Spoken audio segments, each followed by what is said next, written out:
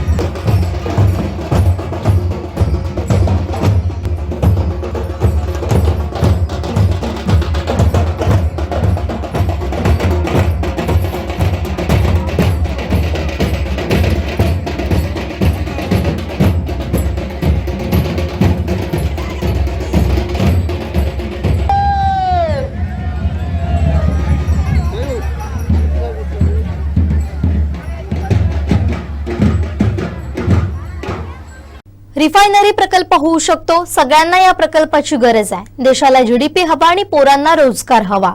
पर्यावरणाची सुद्धा काळजी घेतली जाईल हे सांगणारे देखील मंडळी आहेत. त्यामुळे आता आम्हाला रोजगार दाखवा, निवडणुकीला सामोरे जा, असा इशाराच माजी आमदार प्रमोद जठार यांनी आपल्याच सरकारला दिलाय. नेमकं ते असं का म्हणालेत पाहूया सविस्तर.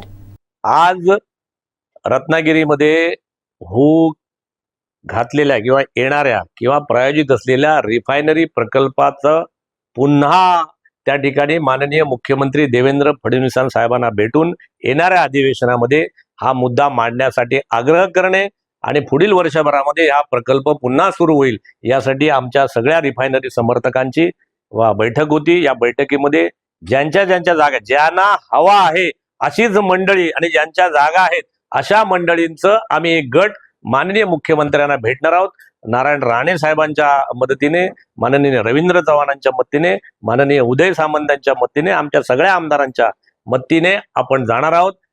देवेंद्र फडणवीस साहेब पुन्हा मुख्यमंत्री झाल्यामुळे आणि त्यांनी जो संदेश दिलाय महाराष्ट्र नाही रुकेगा, महाराष्ट्र आता थांबणार नाही, आम्हाला आता कोकण सुद्धा थांबणार नाही, कोकणाच्या पोरांना सुद्धा रोजगार हवाय ह्याचा आम्ही आग्रह ठेवणार आहोत. आणि केंद्रात सरकार आलं, खासदार आमचे निवडून आले, आमदार आले, आता आमची जबाबदारी आहे की आमच्या पोरांना, या कोकणातल्या कुटुंबातल्या पोरांना रोजगार देण्याची जबाबदारी आता सरकारची आहे. त्याच्यासाठी आम्ही फडणवीस साहेबांना भेटणार आहोत असा आम्ही निश्चय केला. 16 नंतर आम्ही सगळे नागपूरला जाऊ, प्रत्यक्ष भेट घेऊ आणि आग्रहाने सांगू की आमच्या कोकणाला आम्ही आमदार दिले, आम्ही खासदार दिले, आता माननीय मुख्यमंत्रीजी आता आम्हाला रोजगार द्या, याच्या मागणीसाठी आम्ही जाणार आहोत. महाराष्ट्राच्या बाहेर तो जामनगरमध्ये ऑलरेडी आहे, पण आपण जर केला नाही तो आंध्रला जाईल, तो पुन्हा गुजरातला जाईल. ज्या ठिकाणी समुद्र किनारा आहे त्या ठिकाणी हा प्रकल्प उभा राहील. कारण या देशाला क्रूड ऑइलमध्ये आणि त्याच्यावरच्या पेट्रोलियम प्रोडक्टमध्ये स्वयंपूर्णता आणायची आहे. जगामध्ये अनेक ठिकाणी युद्ध चालू आहेत, समजून घ्या. आता अमेरिकेतला देशाचं नेतृत्व सुद्धा बदललेलं आहे. जगात युद्धजन्य परिस्थितीमध्ये देशाला जर स्वयंपूर्ण करायचं असेल क्रूड ऑइल सगळ्या पेट्रोलियम प्रोडक्ट वरती, तर देशाला हा प्रकल्प करावाच लागेल. तो आम्ही नाही केला तर या कुठल्या तरी राज्यात तो होणार आणि मग आपण बोलत राहू की प्रकल्प बाहेर गेला म्हणून. त्यामुळे येणारा प्रकल्प घालवायचा आणि गेलेल्या प्रकल्पाबद्दल नंतर बोंबाम करणे विरोधी पक्षाचं काम आहे. आम्हाला त्या भानगडीत पडायचं नाही. आम्हाला प्रकल्प हवाय, आम्हाला रोजगार हवाय. आम्ही खासदार दिले, आम्ही आमदार दिले, तुम्ही आम्हाला रोजगार द्या, हीच आमची मागणी आहे. सिंधुदुर्ग जिल्हा पोलिसांचं ओरोस येथील जिल्हा वाहतूक शाखेचं कार्यालय दुपारच्या वेळी पुन्हा बंद ठेवलं जात आहे. त्यामुळे योग्य ती खबरदारी घ्या अशी मागणी सामाजिक कार्यकर्ते जयंत बरेगार यांनी पोलीस अधीक्षक सौरभ कुमार अग्रवाल यांच्याकडे केली आहे. यापूर्वी आपण याबाबतची माहिती कार्यालयात दिल्यानंतर काही दिवस हा प्रकार थांबला होता, परंतु पुन्हा सिंधुदुर्ग वाहतूक शाखेचं कार्यालय दुपारच्या सत्रात बंद ठेवण्यात येत आहे. त्यामुळे कार्यालयाची वेळ बाहेर लावली जावी, तसेच कार्यालय बंद असल्यास कोणत्या क्रमांकावर संपर्क साधावा याची माहिती देण्यात यावी अशी मागणी त्यांनी केली आहे. आपण अनेक वेळा याबाबत तक्रारी केल्या. तक्रारीनंतर काही दिवस कार्यालय उघडं ठेवलं जातं, मात्र नंतर पुन्हा दुपारच्या वेळी कार्यालय बंद ठेवण्यात येतं. याबाबत अधीक्षकांनी कडक पावलं उचलावीत असं आवाहनही बरेगर यांनी निवेदनाद्वारे केलंय. याबाबतची तक्रार यापूर्वी देखील जयंत बरेगार यांनी जिल्हा पोलीस अधीक्षकांकडे केली आहे. देवगड हापूसच्या नव्या हंगामाची उत्कंठा लागली आहे. आंबा कलम मोहरण्यास सुरुवात होतीये. काही आंबा कलमांना मोहर आलाय तर काही झाडांना पालवी फुटली आहे.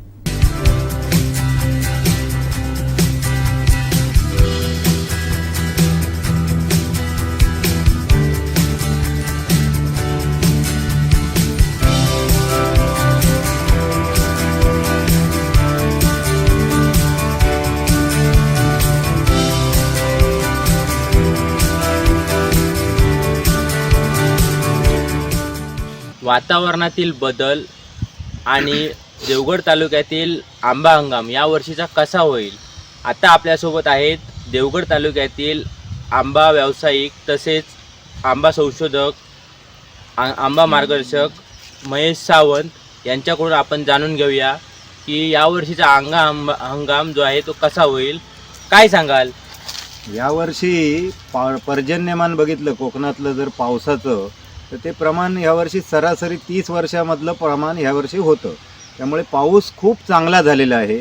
पण गेल्या आठवडाभरापूर्वी जे वादळ एक आलेलं, त्या वादळामुळे अवकाळी पावसाचा जो इथे फटका बसला. कारण थंडीची सुरुवात चांगली झालेली आणि थंडीची सुरुवात होताना कलमं फुटण्याच्या अवस्थेत, कारण हापूस आंबा हा असा एकदम सेन्सिटिव्ह झाडं आहेत, तर ते फुटण्याच्या, मोहर येण्याच्या तयारीला लागली होती. आणि अचानक 8 दिवसाचा त्यामध्ये गॅप पडला आणि उष्णता वाढून अवकाळी पाऊस आणि कुठे कुठे अवकाळी पाऊस पडल्यामुळे आणि ढगाळ वातावरण राहिल्यामुळे तो जो मोहर येण्याची क्रिया होती ती कुठेतरी थंडावल्यासारखी झालेली.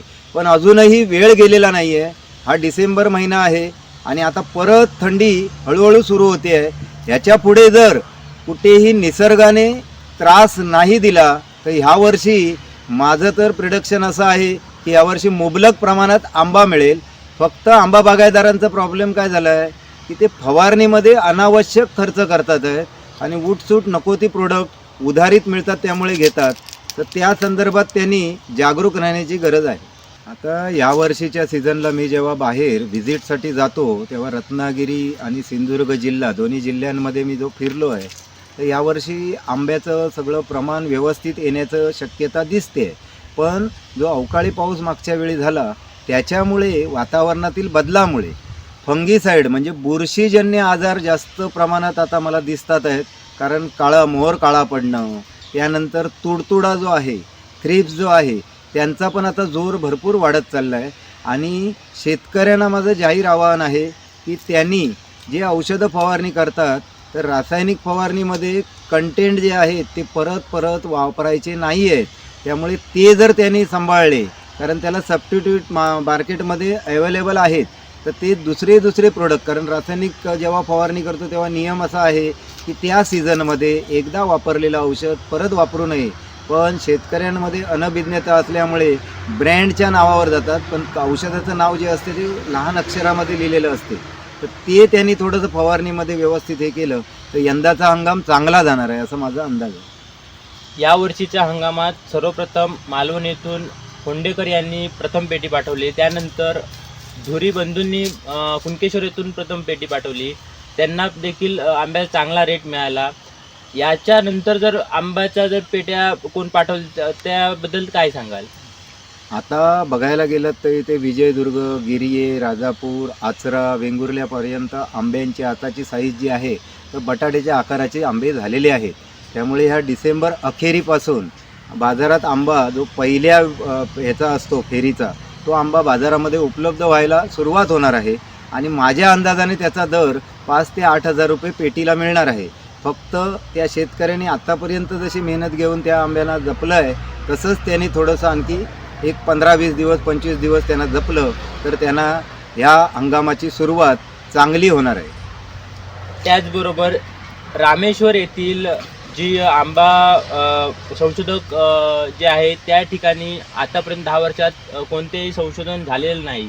एक शेती व्यावसायिक म्हणून, एक शेती बागायतदार म्हणून आपण काय सांगाल? आता इथे गडबड कशी होते, हा देवगड प्रांत जर बघितला तर तो 2 विभागामध्ये वाटला गेलेला आहे. कारण फणसगावपासून तो विजयदुर्गापर्यंत एक भाग होतो पडेल मार्ग आणि एक भाग होतो हा देवगडपासून नांदगावपर्यंत. म्हणजे तो हे 2 भागामध्ये हा देवगड तालुका डिवाईड झाल्यामुळे आणि परिवहनाचा तिथे प्रश्न येत असल्यामुळे तर ते काय झालं की त्यावेळी सरकारच्या याच्यामध्ये तिकडे ते आंब्याचं संशोधन केंद्र झालं. पण आता आम्ही जे बघतोय ते संशोधन केंद्र झाल्यापासून वर्षाची 5 कोटी रुपयाची तरतूद शासनाने केलेली असूनसुद्धा तिथे पूर्णपणे उदासीन कारभार आहे. आणि त्याच्याबद्दल लवकरच माझं तर असं मत आहे की सर्व शेतकऱ्यांनी उठाव केला पाहिजे आणि ते देवगड तालुक्याला जसं तहसीलदार कार्यालय आहे, आंबा संशोधन केंद्र जर देवगड तालुक्यात आलं तर इथे खरेदी विक्री संघ आहे आणि सगळ्या बाजूने आंबा बागायतदारांना ते खूप फायद्याचं होईल. कारण इकडचे शेतकरी जसे जागरूक आहेत तर ते तिथे त्याच्यावर अंकुश ठेवू शकतात आणि त्याला चालना देऊ शकतात. नक्कीच. तर हे होते सावंत आंबा बागायतदार देवगड तालुक्यातील. या ठिकाणी आपल्याला चांगल्या प्रकारे मार्गदर्शन केलेलं आहे. कोकण 7 लाईव्हसाठी नागेश दुखंडे, देवगड. मंडणगड मधील एक धक्कादायक प्रकार उघडकीस आलाय. भटकी गुरं पळवली जात असल्याची ही घटना आहे. या गुरांना भुलीचं इंजेक्शन देऊन त्यांना गाडीतून पळवलं जात असल्याचं समोर येत आहे. हा सगळा धक्कादायक प्रकार सीसीटीव्ही मध्ये कैद झालाय. मंडणगड शहरालगत असणाऱ्या रहदारीच्या ठिकाणी भिंगळोलीमध्ये रात्रीच्या वेळी रस्त्यावर बसलेल्या गुरांना भुलीचं इंजेक्शन आणि खाद्यातून खायला देऊन त्यांची चोरी करण्याची घटना उघडकीस आली आहे. गुरे चोरून नेण्यासाठी चोरट्यांनी इनोव्हा गाडीचा वापर केलाय. सीसीटीव्ही कॅमेरा हा प्रकार कैद झालाय. ही घटना 6 डिसेंबर 2024च्या रात्री 12 वाजण्याच्या दरम्यानची आहे. भिंगळोली ते धुत्रोली मार्गावर दुकानात लावलेल्या सीसीटीव्ही मध्ये हे रेकॉर्ड झालंय. त्यामुळे संतप्त झालेल्या शेतकऱ्यांनी मंडणगड पोलीस ठाण्यात धाव घेत तक्रारी दाखल केल्या. अधिक माहितीनुसार मंडणगड तालुक्यामधून काही वर्षांपासून मोकाट गुरं गायब होण्याच्या घटनेमध्ये वाढ झाली आहे. त्याला या घटनेमुळे दुजोरा मिळालाय. सीसीटीव्ही मध्ये दिसून येणाऱ्या चित्रीकरणानुसार रात्री 12च्या दरम्यान इनोव्हा या ठिकाणी येऊन थांबते. रस्त्यालगत बसलेल्या गुरांना या गाडीतून उतरलेल्या इसमानं इंजेक्शन मारताना स्पष्ट दिसतंय. घाबरून ही गुरं जात असताना त्यांना थांबवण्यासाठी दुसरा व्यक्ती आपल्या हातातील पिशवीतून त्या ठिकाणी खाण्यासाठी काही खाद्यपदार्थ फेकतो. यानंतर जनावरांमध्ये एक शिथिलता आलेली दिसते. ही जनावरं त्याच ठिकाणी धुंद अवस्थेत बसलेली दिसतात. ती माणसं गुरांना गाडीत भरण्याचा प्रयत्न करतो. गुरे गाडीत भरल्यानंतर हे चोरटे त्या ठिकाणाहून पसार होत असल्याचं दृश्य दिसतंय. याच ठिकाणी पुढील सकाळी 4 वाजेपर्यंत हा शिरस्ता कायम राहिल्याचं दिसतं. ही गाडी त्या ठिकाणी येऊन रस्त्यालगत बसलेल्या गाई गुरांना गाडीमध्ये भरून पसार होताना दिसताय. मागील 10 वर्षापासून मंडणगड तालुक्यामध्ये असणारे पशुधन चोरीला जात असल्याच्या घटना वारंवार घडल्या. अनेक शेतकऱ्यांनी आपलं पशुधन चोरीला जात असल्याच्या तक्रारी पोलीस ठाण्यात येऊन दिलेल्या आहेत. चोरीच्या घटनेला दुजोरा देणारा कोणताही पुरावा आजपर्यंत प्राप्त झालेला नसल्यानं या घटनेकडे कोणीही गांभीर्यानं पाहिलेलं नाही. मात्र या घटनेमुळे या प्रकाराला दुजोरा मिळाला. या विरोधात शेतकरी आक्रमक झालेले पाहायला मिळाले. वाघवे वैभववाडी नगरपंचायतीच्या विषय समिती सभापती पदांची बिनविरोध निवड झाली आहे. यामध्ये नगरसेवक रोहन रावराणे, रणजित तावडे, दर्शना पवार आणि संगीता चव्हाण यांची वर्णी लागली आहे. नवनियुक्त पदाधिकाऱ्यांचं नगरपंचायत प्रशासनानं स्वागत केलंय. सर्वांना संधी मिळावी या पक्षाच्या धोरणानुसार नगरपंचायतीतील विद्यमान विषय समितीच्या 3 सभापतींनी आणि एका उपसभापतींनी राजीनामे दिले होते. या रिक्त जागांकरिता निवडणूक जाहीर झाली होती. यामध्ये बांधकाम सभापतीपदी रणजित तावडे, शिक्षण आणि आरोग्य सभापतीपदी रोहन रावराणे, महिला आणि बालकल्याण सभापती दर्शना पवार, उपसभापती संगीता चव्हाण यांनी नामनिर्देशन पत्र दाखल केलं होतं. या पदांकरिता इतर कोणाचाही अर्ज न आल्यानं या निवडी बिनविरोध झाल्या. ठाकरे सेनेतून आलेल्या तावडे यांना बांधकाम सभापती पदाची जबाबदारी देण्यात आली आहे. तसेच माजी उपनगराध्यक्ष रोहन रावराणे यांच्याकडे शिक्षण आणि आरोग्य, तर पवार यांना महिला बालकल्याण विभागाची जबाबदारी देण्यात आली आहे. तसेच महिला आणि बालकल्याण समितीच्या उपसभापतीपदी संगीता चव्हाण यांना संधी देण्यात आली आहे. या निवडीनंतर सर्व पदाधिकाऱ्यांनी आमदार नितेश राणेंचे आभार मानले. जिंदाल कंपनीत स्वच्छता करताना वायुगळती झाली. यात जवळच्या शाळेतील विद्यार्थ्यांना बाधा झाली. या प्रकरणी कंपनीवर गुन्हा दाखल करण्याचे आदेश आमदार उदय सामंत यांनी दिलेत. तसेच या विद्यार्थ्यांची हॉस्पिटलमध्ये जात भेट घेतली.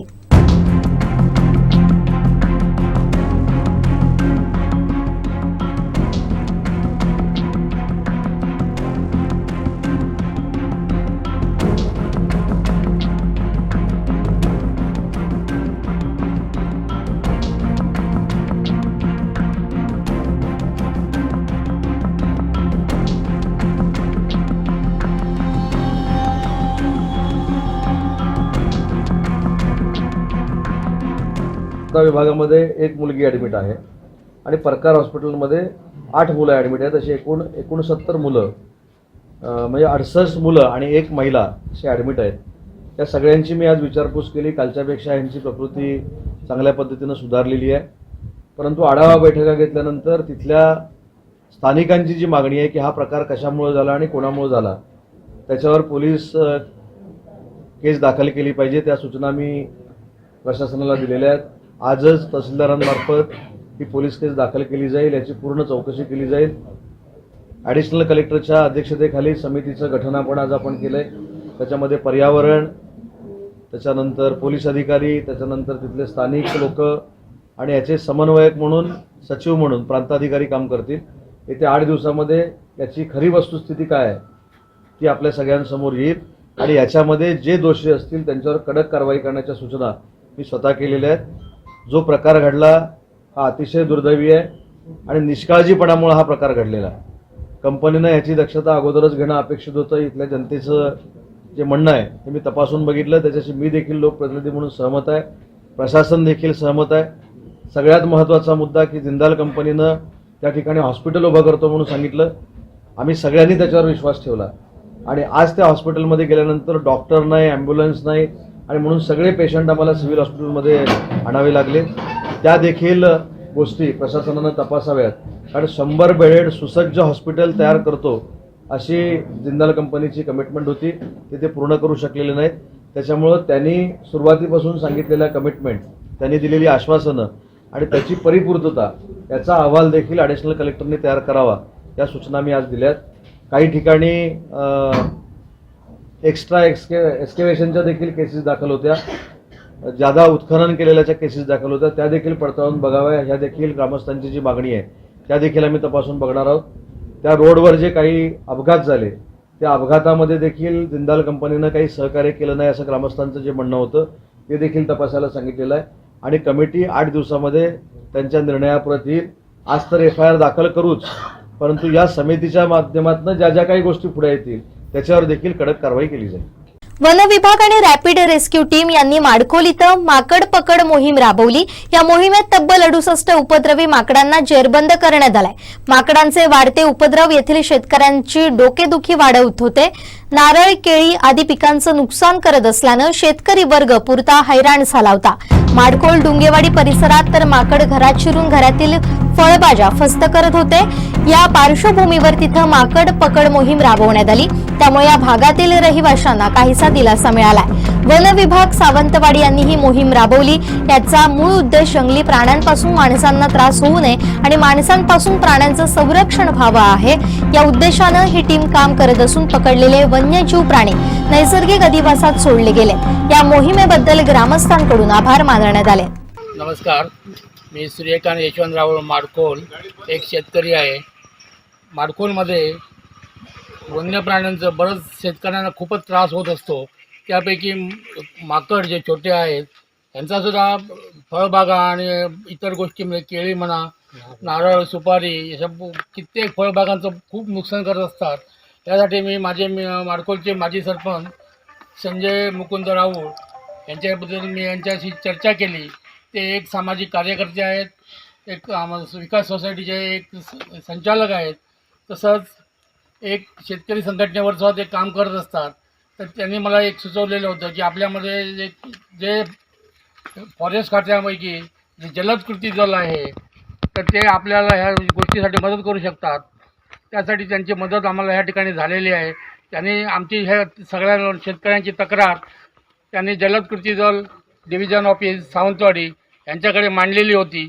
त्यानुसार गेल्या 2 दिवसापासून हे माकड धरपकड योजना ही चालू झालेली आहे आणि गेल्या 3 दिवसापासून ह्या ठिकाणी ते आपली धरपकड मोहीम चालू असतानाच काल ह्या ठिकाणी एका ठिकाणी 37 माकडं पकडली गेली आणि आज ह्या ठिकाणी माडखोल डोंगेवाडी येथे 31 माकडं पकडली गेली. तर ह्या माकडांचा असाच अजूनही काही माकडं शिल्लक असतील तर त्यांचा उपद्रव कमी करण्यासाठी आपण जलकृती दल आम्हाला वेळोवेळी आपण मदत कराल अशी अपेक्षा ठेवतो आणि ह्या जलद कृती दलाची आमच्या सर्व ग्रामस्थांच्या वतीने आभार मानतो. धन्यवाद. आज या ठिकाणी राहुल यांनी आमच्या डिव्हिजन ऑफिसला कळवलं होतं की आपल्याला माकडांचा त्रास होतो. त्याप्रमाणे आज आमचे सावंतवाडीचे उपवन संरक्षक साहेब सावंतवाडी रेड्डी साहेब यांच्या मार्गदर्शनाखाली आम्ही आज काल या ठिकाणी दाखल होऊन आज या गावात आम्ही काल 31 माकडं पकडली, 37 माकडं पकडली. आज परत मोहीम राबवली, त्यात आज आम्ही 31 माकडं पकडली. या माकड पकडताना आम्हाला गावातील सर्व लोकांनी बऱ्यापैकी चांगल्यापैकी सहकार्य केलं आणि हे सहकार्य आम्हाला जर मिळालं तर आम्ही याच्यापेक्षाही चांगल्या प्रकारे मोहीम राबवू शकतो. आपल्या सगळ्यांच्या सहकार्याने ही आपली आजची मोहीम फत्ते झालेली आहे. याच्यापुढे तुम्हाला काही जर लागलं असेल, मदत लागली असेल तर आम्हाला वेळोवेळी कळवा. आम्ही तुमच्या सहकार्यासाठी मदतीसाठी येतो. आपल्या सर्वांचे आभार. प्रांताधिकारी प्रशासक म्हणून काम पाहत असलेल्या सावंतवाडी नगर परिषदेचा कारभार रामभरोसे चाललाय. मुख्याधिकारी यांचा प्रशासनावर अंकुश नसल्यानं क्षुल्लक कामासाठी पालिकेत हजारदा हेलपाटे माराव्या लागत असल्यानं नागरिकांनी तीव्र नाराजी व्यक्त केली आहे. गेली 2-2.5 वर्ष सावंतवाडी नगर परिषदेवर प्रशासकीय राजवट आहे. लोकसेवक सभागृहात नसल्यानं नागरिकांना वाली उरले नाही. क्षुल्लक कामासाठी देखील पालिका अधिकारी वेळकाढूपणाचं धोरण राबवतात. नाहक हेलपाटे मारावे लागतात. असेसमेंट उतारे देण्यास विलंब होतोय. डासांचा प्रादुर्भाव मोठ्या प्रमाणात झालाय. नव्या कोऱ्या फॉगिंग मशीन नेमक्या कुठे धूळ खात आहेत हा प्रश्न आहे. शहराच्या सीमेवर कचऱ्याचं साम्राज्य पसरलंय. शहरातील काही भागातील रस्ते खचलेले आहेत. भूमिगत लाईनसाठी रस्त्यावर मारलेले चर चुकीच्या पद्धतीनं भरल्यानं अपघाताला निमंत्रण दिलं जात आहे. नागरिकांचे सेवक पालिकेत नसल्यानं प्रशासनाचा रामभरोसे कारभार सुरू आहे. त्यामुळे हक्काचे सेवक निवडून देण्यासाठी स्थानिक स्वराज्य संस्थांच्या लांबलेल्या निवडणुका लवकरात लवकर घ्याव्यात अशी मागणी शहरवासियांकडून होतीये. कोकणातील देवगड तालुक्यातील आरती पाळेकर या गायिकेनं दत्त जयंती निमित्त एक भक्तिगीत गायलंय. या दत्त जन्मोत्सवानिमित्त हे गीत भक्तांच्या भेटीला आलंय. या गाण्याची निर्मिती रवींद्र बंदरकर, गायिका आरती पाळेकर, संगीतकार अजित गोसावी, पखवाज आशिष शेटकर, तबला शुभम साळुंखे, कोरस भारती पाळेकर, संपदा पाळेकर, तन्वी पाळेकर यांनी साथ दिली आहे. कोकणच्या कलाकारांचं हे खास भक्तिगीत तुमच्यासाठी. चला तर मग पाहूयात कसं आहे हे गीत. गुरुदत्त दत्त गुरुदत्त दत्त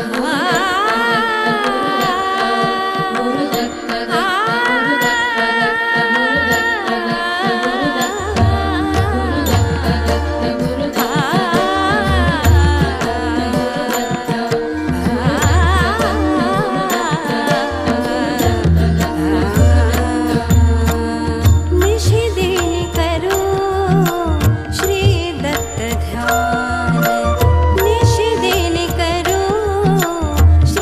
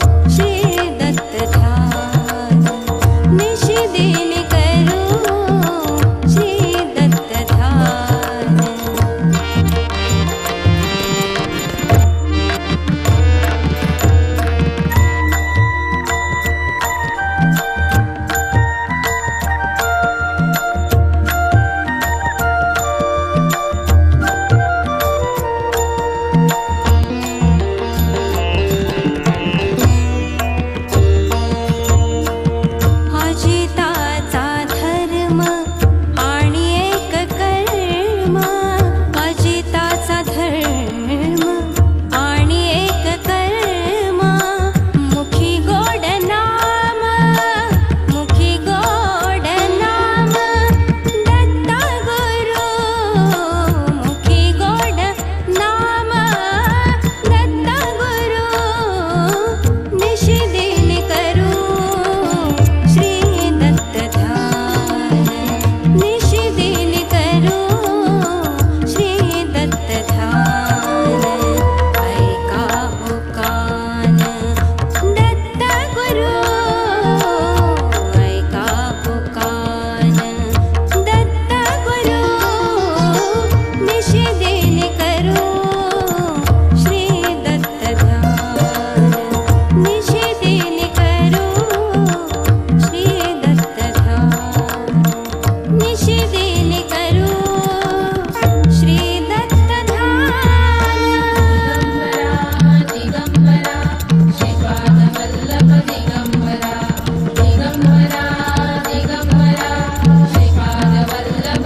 दिगंबरा दिगंबरा दिगंबरा श्रीपाद वल्लभ दिगंबरा दिगंबरा दिगंबरा श्रीपाद वल्लभ दिगंबरा दिगंबरा दिगंबरा श्रीपाद वल्लभ दिगंबरा दिगंबरा दिगंबरा श्रीपाद वल्लभ दिगंबरा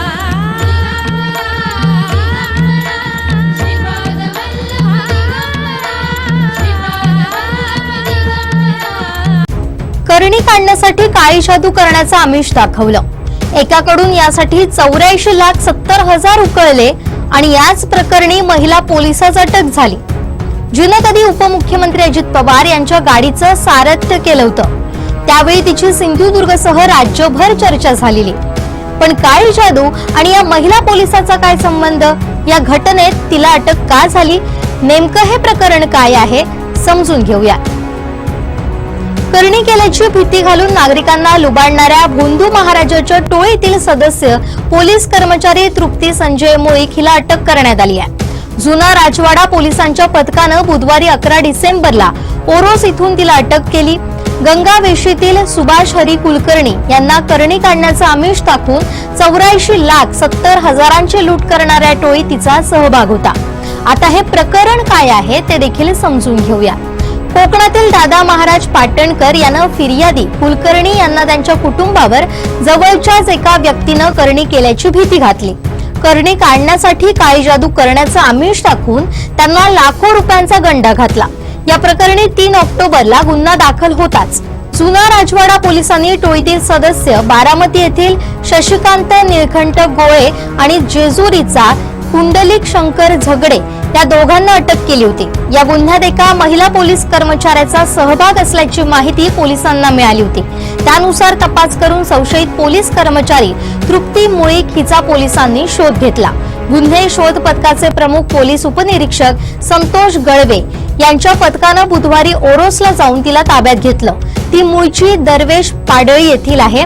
तृप्ती मुळीक हिच्यासह दीपक पाटणकर, अण्णा उर्फ नित्यानंद नायक, धनश्री काळभोर, शशिकांत गोळे, कुंडलिक झळगडे, ओंकार पाटणकर, भारत पाटणकर, हरीश राऊत असे एकूण 9 आरोपी आहेत. त्या सर्वांवर भादवी कलम 384, 386, 419, 420, 34 नुसार नरबळी, इतर अमानुष, अघोरी प्रथा आणि जादू टोणा आदीचा वापर करून गुन्हा दाखल करण्यात आलाय.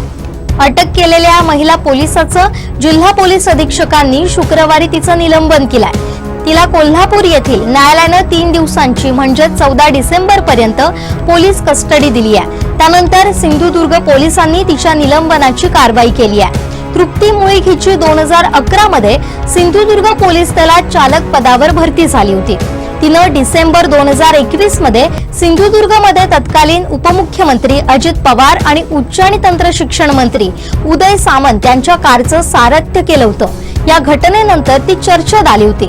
मात्र हीच डॅशिंग तृप्ती मुळीक आपल्या हव्यासामुळे जेलमध्ये गेली आहे. तुम्हाला या सगळ्या प्रकाराबद्दल काय वाटतं नक्की सांगा.